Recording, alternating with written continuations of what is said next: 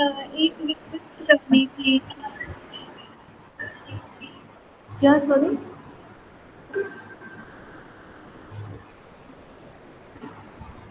ईश्वर? एक रिक्वेस्ट करनी थी।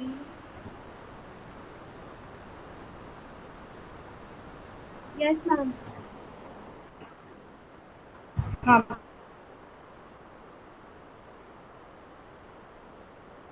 बोलो।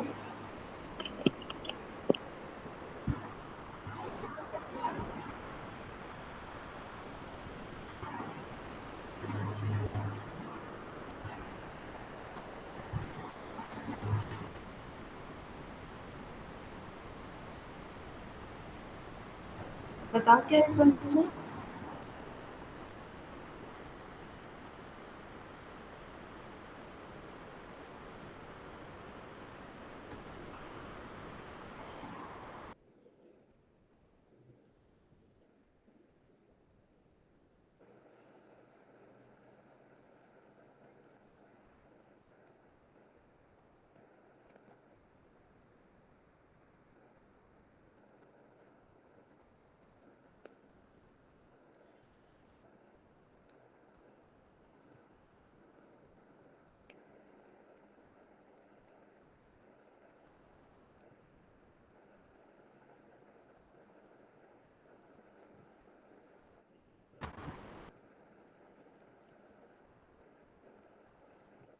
क्यों?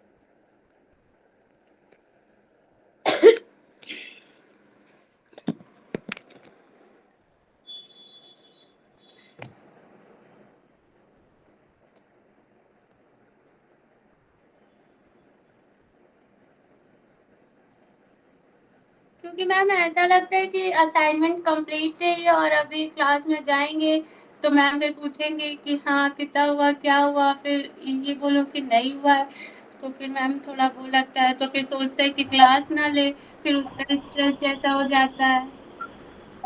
देखो ईश्वर, स्ट्रेस मुझे भी होता है। I am teaching you people from April, right? April से लगातार आई मेक श्योर कि I have PPTs, I have something prepared, I stay up late in the night just so that आप लोगों को पढ़ाने के लिए कुछ हो मेरे पास, राइट? एंड वो प्रॉपर हो।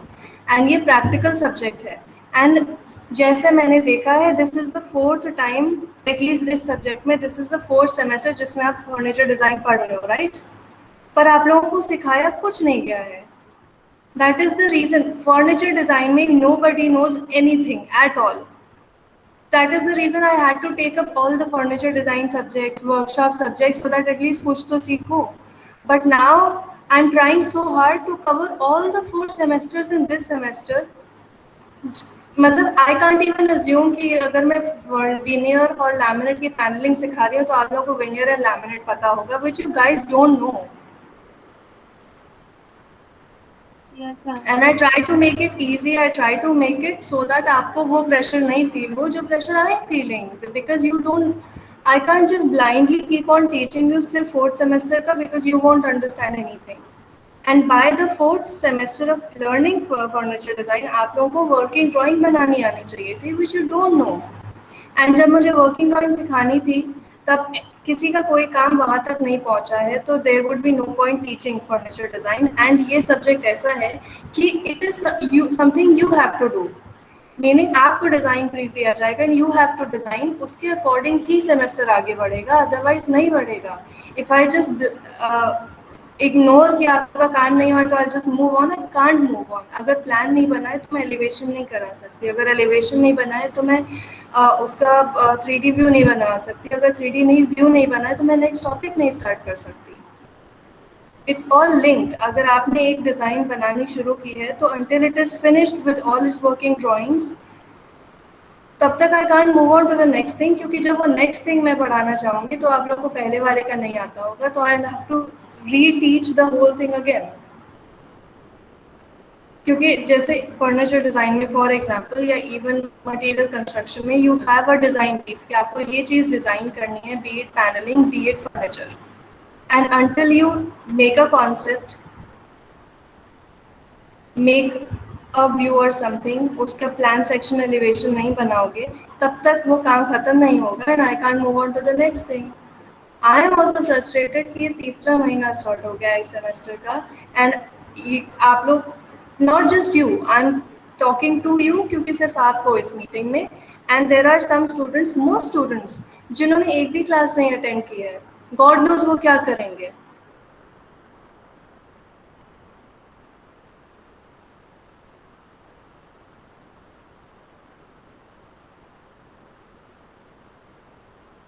And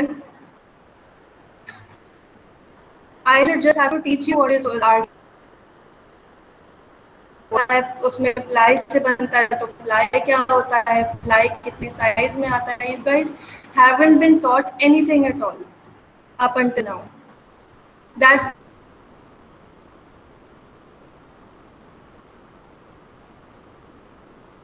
the problem. इसलिए आप लोगों को ऐसा लग रहा है कि आप लोग नहीं कर पा रहे, इसलिए मुझे ऐसा लग रहा है कि I don't where to start and wait अपना असाइनमेंट, एंड उसकी जब तक ज्यूरी नहीं हो जाती तब तक मैं सेकेंड यूनिट में नहीं जा सकती. Every day I come to the class, I ask you guys, you know why, क्यों मैं पूछती हूँ कि हुआ कि नहीं हुआ, so that I can move on to the next thing. Because वो नहीं, जैसे आपका कॉन्सेप्ट नहीं बना है तो आप प्लान एलिवेशन क्या बनाओगे. If I don't know what I'm making, how will I make a plan and elevation and working drawings of that thing? I can't. इसीलिए लास्ट क्लास में there was nobody, कोई नहीं आया था, and I had to move on. इसलिए I recorded a video of teaching you कि furniture की carpentry drawing कैसे बनती है, which is different from normal working drawings जो interior की बनती हैं. आप लोगों ने services में toilet and hot water supply, cold water supply, plumbing, ये सारे working drawings सीखी है.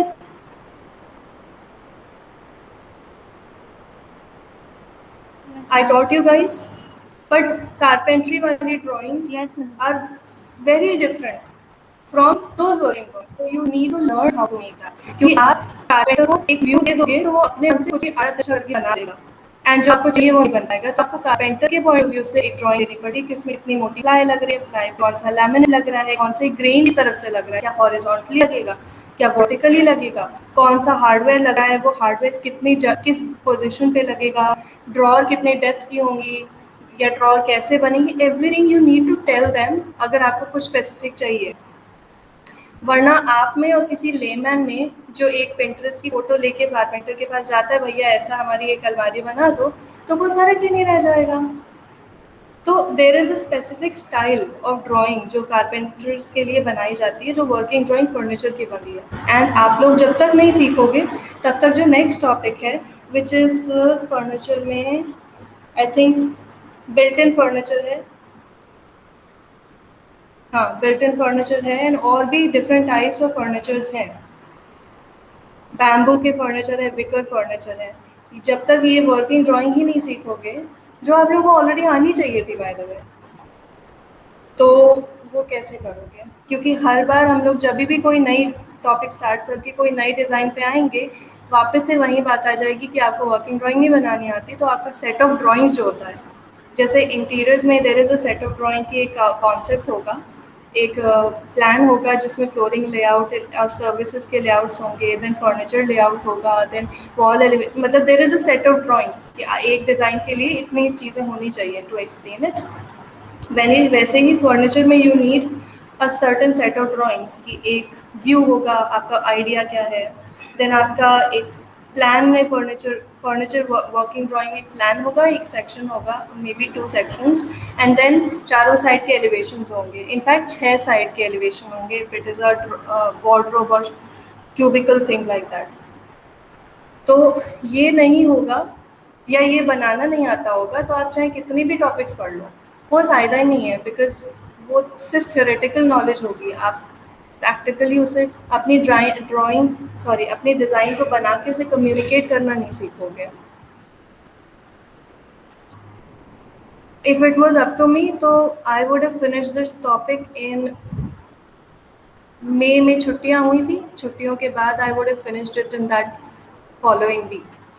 बट क्योंकि every time I ask people कि आपका प्लान एलिवेशन बन गया, कॉन्सेप्ट बन गया, have you decided, it took you guys 3 weeks to decide कि आपको क्या फर्नीचर बनाना है।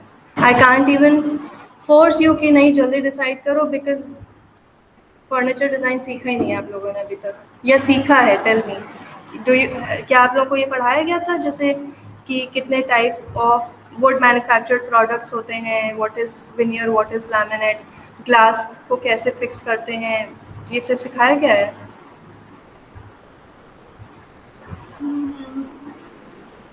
मैम। हुँ? वो मैम हम लोग पे हिस्ट्री के फर्नीचर जस्ट ड्रॉ करे थे एंड थोड़ा बहुत गॉथिक फर्नीचर से ये सब ड्रॉ हाँ। करा था, ऐसे नहीं करा है। अच्छा, okay, if you ever get a chance तो फर्स्ट ईयर वाले से बात करना एंड आस्क देम कि उन्होंने मुझसे फर्नीचर डिज़ाइन में क्या पढ़ा, एंड सी कि जितना वो सीख रहे हैं क्या आप लोगों ने सीखा था कि नहीं। क्योंकि जैसे फॉर एग्जांपल हम कैबिनेट बना रहे हैं, उसे हमें प्लाई से बनाना है एंड वो कैबिनेट हमें बाथरूम में लगाना है एंड वी डोंट नो कि उसमें क्या मटेरियल हम यूज़ कर सकते हैं, जो कि आप लोगों को फर्स्ट से सेकंड थर्ड सेमेस्टर में पढ़ाया जाना था। तो there is really no good point, आप क्या मॉर्निंग। सीख के क्या ही करोगे, है ना? आप कैबिनेट बना के भी क्या कर लेंगे इफ़ वी डोंट नो कि हम उसमें मरीन प्लाई यूज़ करनी है, 18 वाली यूज़ करनी है। यस तो मैम। वो चीज़ है। गुड मॉर्निंग शरण।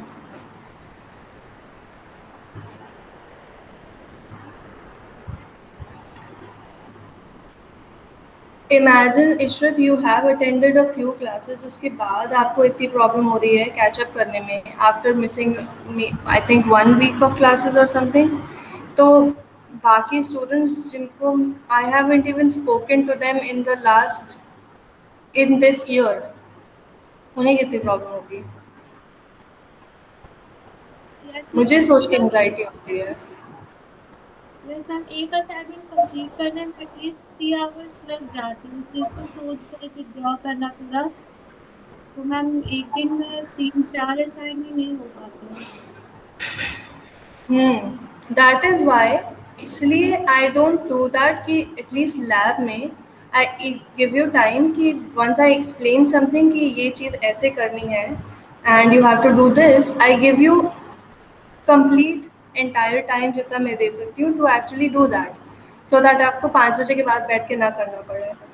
यू नो हम लोग को कैसे काम, we had, you guys have 2 hours के labs right, we had 4 to 5 hours के लैब्स in one day, one subject का एक lab use to be 4 to 5 hours and we just had to keep on doing our work and उसके बाद whether we had completed और not, suppose हम लोगों को एक बिल्डिंग का plan, concept and plan complete करना है and we couldn't complete it, it didn't matter, अगले दिन हम लोगों की टेबल ज्यूरी होती थी। टेबल ज्यूरी का मतलब होता था, it was a proper pin up करते थे अपनी शीट्स जो भी बनाया है एंड उस पर डिस्कशन होता था and it usually ended up कि बाकी फैकल्टीज़ भी आ जाते थे एंड वो प्रॉपर वाइवा जैसा हो जाता था and we used to be graded in every first class of the week. मतलब अगर मंडे को पहली क्लास हो रही है उस हफ्ते की, तो उस पिछले हफ्ते में पूरा जो काम किया है उस पर मार्क्स मिलते थे एंड अगर आपने नहीं किया है तो it was a straight up zero and अगर आपने 2-3 हफ्ते तक काम नहीं किया तो आप फेल हो जाओगे सब्जेक्ट में, because you'll just get zeros consecutively. ये नहीं सोचा जाता था कि ओ बच्चा आ नहीं रहा था या आप काम नहीं कर रहे थे या जो भी था। So we had to stay up पूरी पूरी रात काम करने के लिए just so that we get good marks.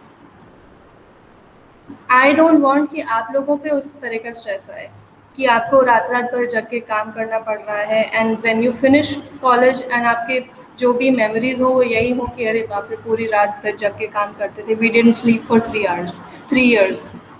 Yes, I don't want that. That's why I give you time lab में ही, which I normally would do.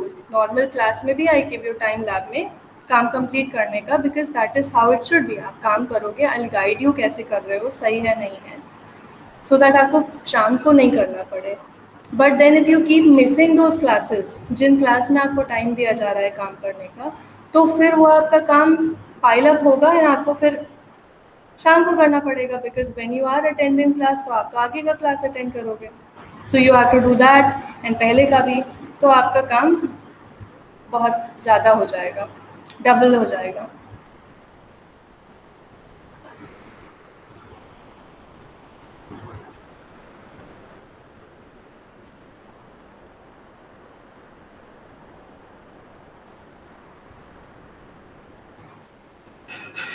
First unit में furniture design में you have RTA furniture which is ready to assemble, modular furniture and movable furniture,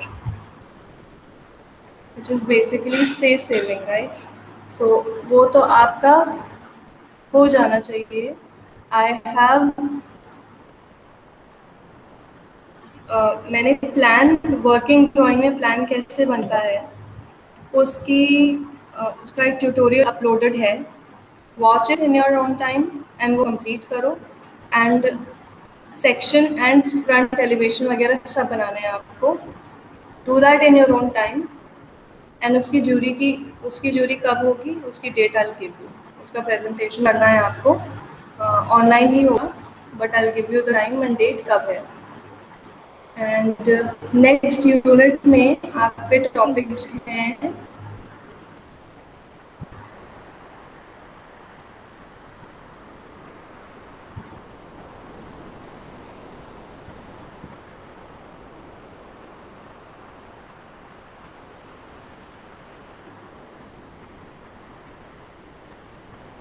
okay, unit 1 में you had in study of space saving furniture residential and commercial area, तो you have commercial pending।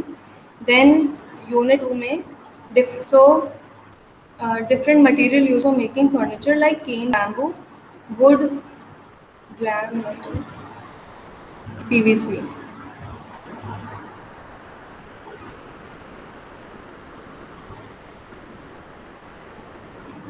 Okay, तो commercial furniture से start कर रहे हैं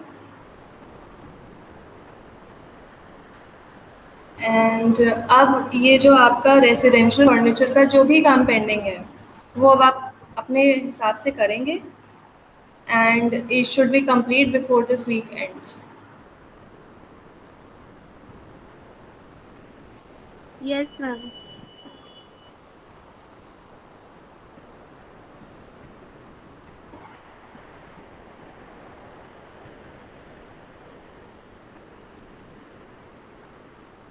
okay,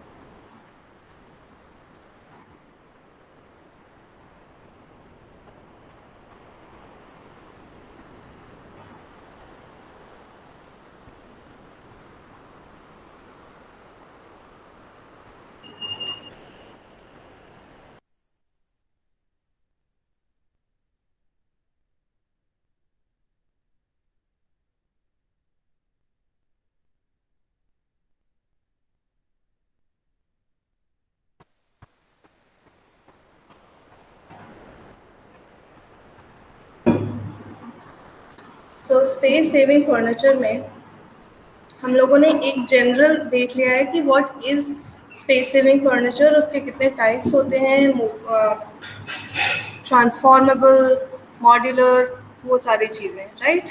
and those चीज़ें generally residential में completely apply होती हैं, बट कमर्शियल यूज़ वाला जो फर्नीचर होता है उसमें आपको थोड़ा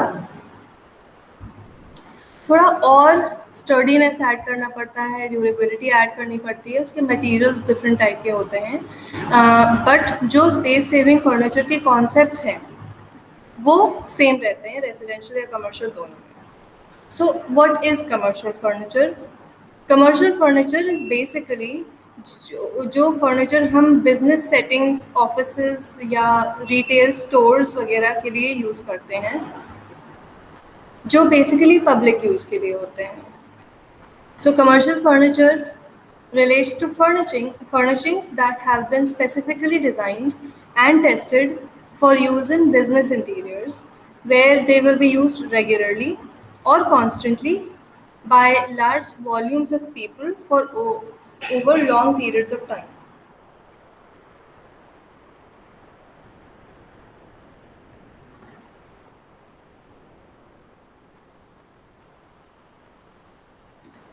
सो रेसिडेंशियल फर्नीचर नॉर्मली उस फैमिली के लोग ही यूज़ करते हैं जिसके रेसिडेंस में वो फर्नीचर पड़ा होता है, and sometimes may be guests use it. So उसका जो यूजेज है या जितना यूज़ नंबर ऑफ़ यूजर्स उसके लाइफ टाइम में, उस फर्नीचर के लाइफ टाइम में होते हैं इन अ रेसिडेंशियल सेटिंग, वो कमर्शियल में बहुत ज़्यादा होते हैं। क्योंकि अगर आप ऑफिस की बात करो तो a lot of people come in to the offices, वो रोज़ बैठते हैं, अलग अलग टाइप के लोग यूज़ करते हैं, कुछ लोग अच्छे से यूज़ करते हैं किसी फर्नीचर को, कुछ लोग बहुत रफली यूज़ करते हैं। तो commercial furniture has to be designed कि it has to be use by a lot of people over a long period of time, क्योंकि घर में तो maybe after 5 years we change the sofas, maybe 10 years we buy new wardrobes or beds, पर commercial settings में, offices में frequently furniture change नहीं किया जाता है unless and until it is broken, yeah, that office is being refurbished, which is not that often. So commercial furniture के कुछ special requirements होते हैं which are slightly more intense than residential furniture. So residential and commercial furniture में difference क्या होता है? Commercial furniture ज़्यादा durable होता है, होना चाहिए, and it should be able to handle more wear and tear of constant usage, मतलब constantly use होगा। अगर suppose घर में आपका एक सोफ़ा है या एक आर्म चेयर है जिस पे आप शायद मे बी शाम को बैठोगे when you're having tea or something, या may be when you're studying, या थोड़ी देर के लिए बैठोगे and then you get up and go somewhere else, maybe you lie on the bed to do something else, या आपकी जो study table and study chair है उसको आप मे बी 4 आवर्स के लिए यूज़ करोगे एवरी डे या maybe less. But offices में जो चेयर्स टेबल्स वगैरह फॉर एग्जांपल होती हैं, they have to be used every day for more than 9 hours sometimes, and that means कि उसमें जो ड्यूरेशन होता है of usages and number of usages दोनों ही ज़्यादा होते हैं। So while residential furniture does not have to be as tough because it simply does not experience the same traffic. मतलब रेसिडेंशियल फर्नीचर जो ट्रैफिक मतलब कितने लोग कितनी देर तक यूज़ कर रहे हैं, वो रेसिडेंशियल में कम होता है, कमर्शियल में ज़्यादा होता है। एंड क्योंकि कमर्शियल फर्नीचर की लॉन्गिविटी मीनिंग लाइफ ड्यूरेशन ज़्यादा होती है, and it should look professional, मतलब जैसे रेसिडेंस में हम लोग जिस तरह के सोफ़ाज़ यूज़ करते हैं वैसे sofas we will not use in a commercial settings, they have to be sleeker, they don't have to be that comfortable, so it should have a professional appearance and it should have superior construction, meaning जिस तरह से वो बना है वो ज़्यादा strong होना चाहिए। एंड इसी वजह से कमर्शियल फर्नीचर ज़्यादा कॉस्टली होता है as compare to residential furniture. And lot of times for commercial furniture जो होता है it is specified, like for example if I want 100 office chairs but I want कि वो certain size के हों, maybe we want computer tables पर we want कि वो certain size के हों, certain height के हों, you know, तो commercial furniture को हम customize कर सकते हैं in many ways, so that हमारा जो भी commercial space है, maybe it's an office, maybe it's a retail store, maybe it's a mall or so, whatever, तो उससे मैच करता हुआ या उसके रिक्वायरमेंट्स को फुलफ़िल करता हुआ हम कस्टमाइज़ कर सकते हैं। ऐसे तो रेज़िडेंशियल फर्नीचर भी कस्टमाइज़ होता है, we get it made even, but commercial furniture is different क्योंकि वो लार्ज क्वांटिटीज़ में ऑर्डर किया जाता है। You never order one custom sofa, you order multiple sofas, multiple.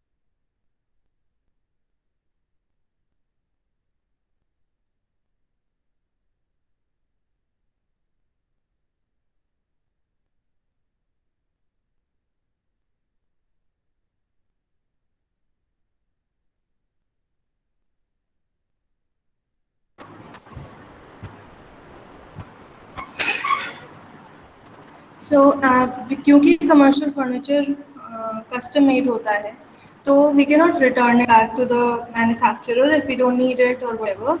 सो उन अ लॉट ऑफ मैन्युफैक्चरर्स या रिटेलर्स जो कि कमर्शियल फर्नीचर सेल करते हैं, they have certain return policies, and in case you have to return it तो उसमें कई बार return fees क्या ज़्यादा होती है, शिपिंग कॉस्ट ज़्यादा होती है। बट कमर्शियल फर्नीचर में हमें वारंटी बहुत लंबी मिली है, अगर कोई डिफेक्ट होता है तो उसे कवर करने के लिए, बिकॉज यूजुअली वो बल्क में ऑर्डर होता है।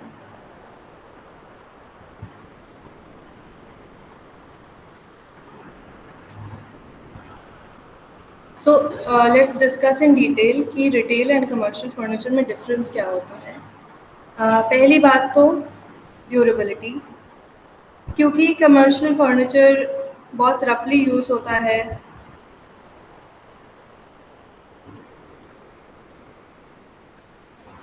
एंड बहुत ज़्यादा यूज़ होता है, so they have to be sturdy, and जो भी कमर्शियल फर्नीचर होता है उसको उसमें जो हार्डवेयर यूज़ होता है एंड उसके जो पार्ट्स होते हैं they are made to be long lasting.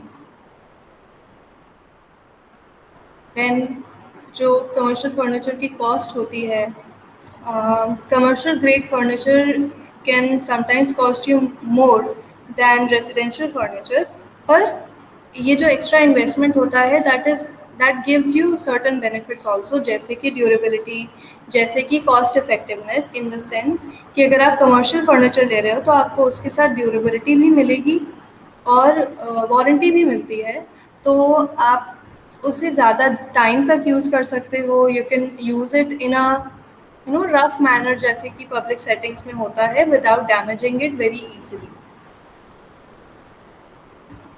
And जो कॉस्ट पर यूजेज होती है, फॉर एग्जांपल आप घर में यूज़ करने के लिए जो चेयर लेते हो, उसको आप कितनी बार यूज़ करोगे, because there are like you have a dining space, you have a living room, you have your own room, you have different spaces जहाँ पे आप जाके बैठ सकते हो। तो आप कितना ही उस चेयर पे बैठोगे, तो the number of uses you get out of one furniture in your house and the number of uses you get out of a chair in an office is far more।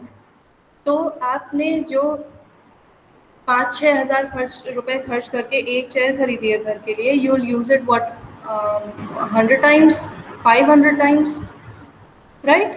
And commercial furniture या commercially use में जो chair आ रही है, वो 100 to 500 times तो एक महीने में यूज हो जाएगी।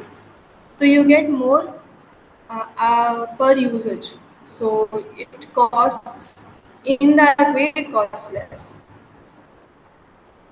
Then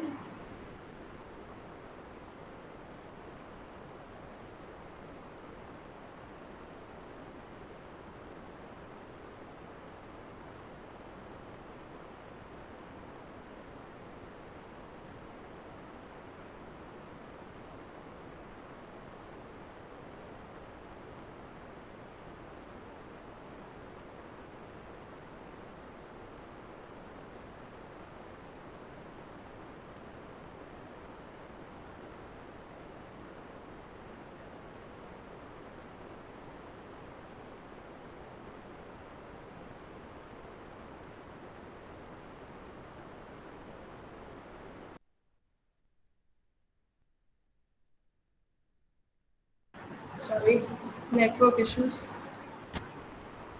एंड देन एक्सेसिबिलिटी, जैसे कि जब आप कोई कमर्शियल स्पेस डिज़ाइन कर रहे होते हो, तो आपको वहाँ पे यूटिलिटी एरियाज दे पड़ते हैं, जैसे कि गैदरिंग स्पेस होती हैं, लॉबीज होते हैं, स्टेयरकेसेस, लिफ्ट्स एक्सेट्रा। एंड इसमें कमर्शियल फर्नीचर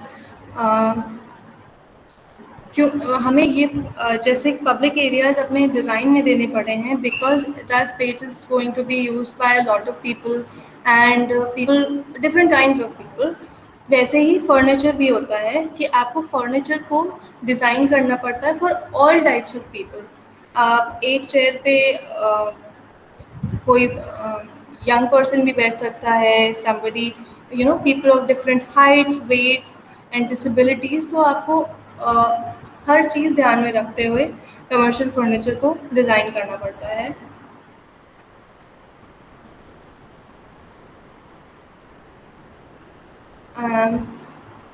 जैसे for example, I will give you an example. Suppose जो चेयर का, रेजिडेंशियल चेयर्स का स्टैंडर्ड साइज होता है 18 inch by 18 inch, 450 mm by 450 mm, right. But let's say हम लोगों ने हर वेट एंड शेप के लोगों को अकोमोडेट करने के लिए 2 फुट बाय 2 फुट की चेयर बना दी कि कोई भी बैठ सकता है, right. But commercial spaces are always limited, कि हमारे पास इतना ही बड़ा ऑफिस स्पेस है, इसी में हमें अपना स्पेस, अपना फर्नीचर, अपना सारा वर्किंग अकोमोडेट करनी है। Now if you provide 2 foot by 2 foot की चेयर्स खाली, तो आपके जो नंबर ऑफ चेयर्स हैं, जो कैपेसिटी है उस स्पेस की, वो कम हो जाएगी। तो you can just design a furniture keeping one certain type of people in mind। वो हर टाइप के पर्सन के लिए डिज़ाइन होना चाहिए। लाइक फॉर एग्जाम्पल, हम लोग वेटिंग एरिया में कई बार लाइन से चेयर्स एंड बेंचेस दे देते हैं wall to wall. Now let's say somebody with a disability wants to wait in that waiting area, somebody who cannot walk, somebody who's you जो wheelchair use करता है, तो उसको that person, he or she will have to wait in somewhere, किसी circulation space में, बीच में कहीं पे उन्हें stay करना पड़ेगा। But if you keep everything in mind, तो हम बेंचेस को ऐसे डिज़ाइन करेंगे या ऐसे करेंगे कि you have space in between certain benches, जहाँ पे a person with a wheel chair वो अपनी व्हील चेयर को पार्क कर दे, जैसे मेट्रो में होता है। अगर आप मेट्रो में कभी गए हो तो यू हैव सीट्स होती हैं, राइट, लाइन से सीट्स होती हैं, बट एक एक स्पेस ऐसा भी होता है नियर द डोर, जहाँ पे it's an just just an empty space, and वहाँ पे सिर्फ रेल दिए होते हैं, रेलिंग्स दिए होते हैं, रेलिंग नहीं होता है, it's a rail, it's a hand rail, जहाँ पे अगर कोई व्हील चेयर यूज़ करता है तो वो अपनी चेयर को वहाँ पे पार्क कर सकता है, they can hold on to the rail. और अगर पूरे में अगर लाइन से बेंचेस दे दी, तो that person will have to stay in the middle, जहाँ पे मूवमेंट स्पेस है।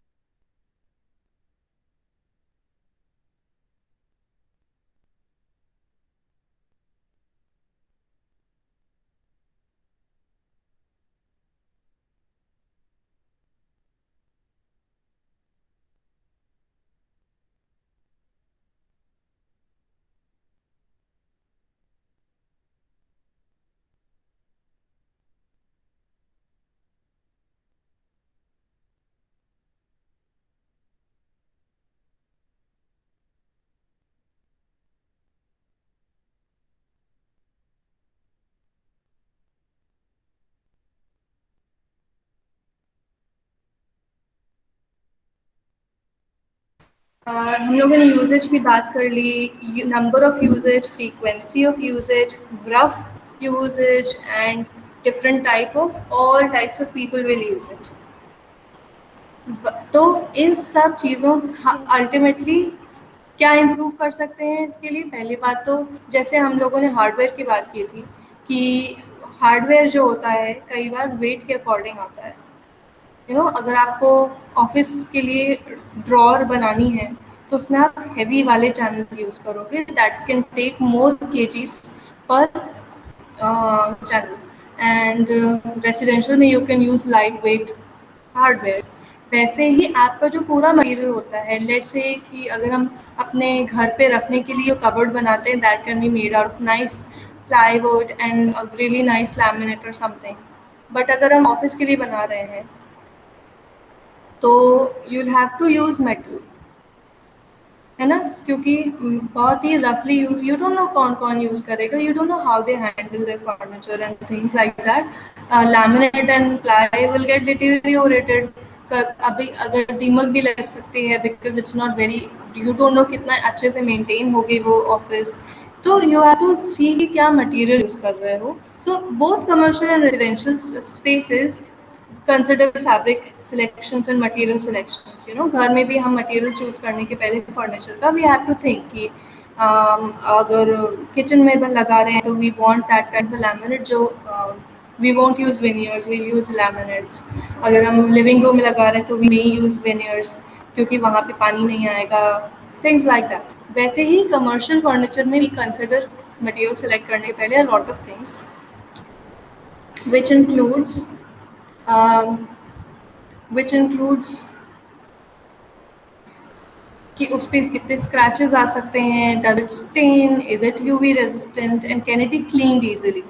अब सपोज उन्होंने विनियर लगा दिया ऑफिस में और किसी ने उसको कॉलिन लेके साफ कर दिया या ब्लीच लेके साफ कर दिया तो वो तो खराब हो गया, it will be ruined beyond repair.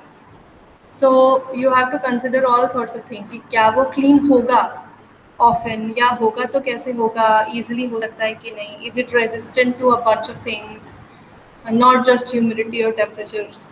And आप किसी ऑफिस के लिए, ऑफिस के सोफ़ा या चेयर्स के लिए माइक्रोफाइबर फर्नीचर नहीं लोगे, क्योंकि माइक्रोफाइबर फर्नीचर क्या होता है, it has very fine fibre, very fine threads, and उस पर जैसे पाइलिंग पिलिंग होती है, उस पर जो गोली बन जाती हैं फैब्रिक की, रोए की जो गोलियां बन जाती हैं उसे पिलिंग बोलते हैं, लिंट, वो बहुत इजीली क्रिएट होता है। एंड स्पेशली अगर ऐसी जगह है जहाँ पे लोग अपने पेट्स को लेके आते हैं, तो microfibre furniture will be a nightmare, क्योंकि उस पर जो रेशे होते हैं, जो फर होता है पेट्स का, वो बहुत इजीली चिपक जाता है। सो एंड क्योंकि a lot of office spaces have to be fire resistant, तो their furniture has to be fire resistant. So ये सारी चीज़ें आपको ध्यान में रखनी होती हैं before you design your furniture, before you choose the materials for your furniture.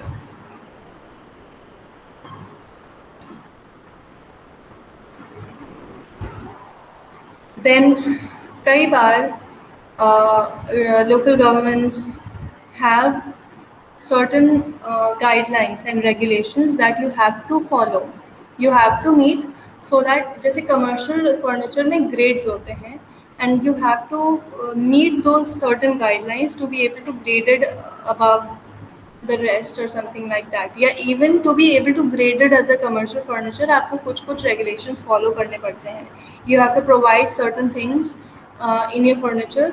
So residential furniture doesn't typically need to adhere to any specific coding unless आप किसी ऐसी जगह के लिए रेजिडेंशियल फर्नीचर ले रहे हो जो जो फिर भी यू नो पब्लिकली यूज़ होगा, जैसे कि हॉस्टल रूम्स या उस तरह की जगह। एंड कमर्शियल स्पेसेस के लिए you need to follow certain rules, जहाँ पे आप अपने फर्नीचर को सेल करोगे, जैसे कि हम लोगों ने अभी बात की कि जो फैब्रिक होता है it should B fire resistant, and कुछ कुछ ऑफिसेस का ये खुद की भी गाइडलाइंस होती हैं कि you can only by furniture which can accommodate may be certain disabilities, या it has certain qualities, जैसे कि the Americans with Disabilities Act, it is an act in their legislature जिसमें कहा जाता है कि there are certain codes and requirements जो commercial spaces and उसमें यूज़ होने वाले फर्नीचर को फॉलो करनी पड़ेंगी, सो दैट वो accessible हो for everybody, whether you are male, female, tall, short, or a person with disability. And also certain architects and designers, उनके भी अपने guidelines होते हैं कि हम इसी टाइप का फर्नीचर अपने स्पेस में यूज़ करेंगे, so you have to be aware of that कि क्या ऐसे क्या क्या रेगुलेशंस हैं, and then you have to design accordingly.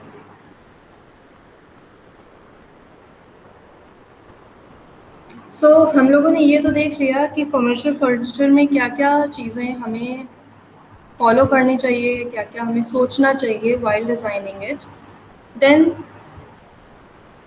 तो टू सम इट अप, हमें ये फैक्टर्स को कंसिडर करना होता है, जैसे कि कॉस्ट, उसकी ड्यूरेबिलिटी कितनी है प्रोडक्ट की, एंड उसकी क्लीनेबिलिटी कैसी है, मतलब it can be easily cleaned. अब जैसे हम लोगों ने माइक्रोफाइबर सोफ़ाज की बात की थी, तो माइक्रोफाइबर डस्ट, हम लोग माइक्रोफाइबर क्लॉथ्स यूज़ करते हैं for dusting, right, and that is specifically because microfiber जो कपड़ा होता है इट ट्रैप्स डस्ट। तो जब when you are dusting with a microfiber का टॉवल, तो वो डस्ट को स्प्रेड नहीं करेगा, it will just trap it and आपका सरफेस साफ हो जाएगा। So when you have microfiber upholstery, that will also trap dust and fur and things like that, जो आप नहीं चाहोगे कि आपके कमर्शियल स्पेस के फर्नीचर या किसी भी फर्नीचर पे हो। So it should, you have to keep in mind the cleanability of that furniture and the design of it should be design for everybody. and it should follow regulations and it should be accessible.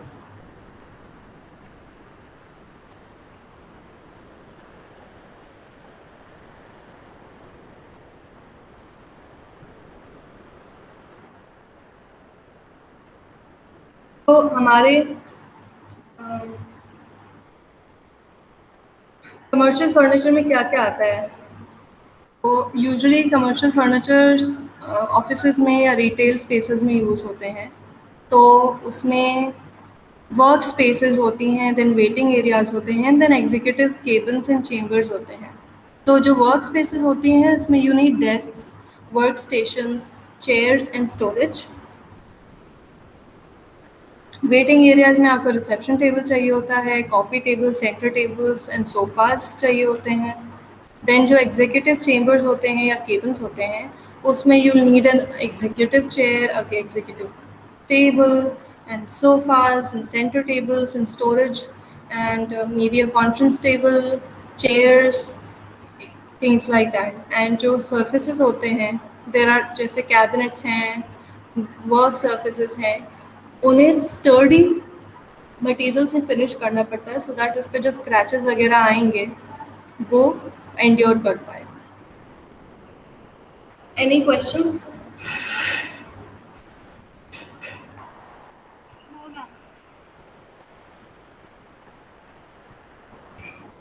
Any doubts?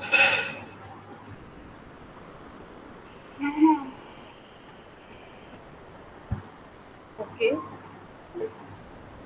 Okay, then in that case thank you. And इस week के end तक अपना सारा work complete करो, जो space saving for residential furniture का concept and working drawings में plan, sections and सारे साइड्स के एलिवेशंस आएंगे, top views, rear view, front view, side views, ये सब। And it should be proper जैसे वर्किंग ड्राइंग होती है, so refer to all the recordings. Okay, Yes, ma'am. Thank you. Thank you.